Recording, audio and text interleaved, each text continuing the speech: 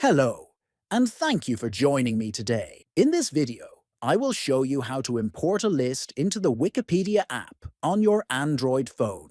This is useful if you have saved lists or articles on your device and want to access them easily within the app. First, open the Wikipedia app on your Android phone.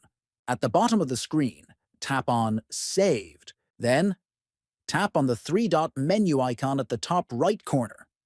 After that, select Import List from the options. Now choose the list file saved on your phone that you want to import. Finally, tap on Select at the top right to complete the import process. Your list will now appear in the Saved section of the Wikipedia app for easy access. Thank you for watching.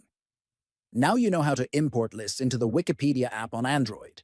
If this video helped, please like and subscribe for more helpful tutorials. See you in the next video!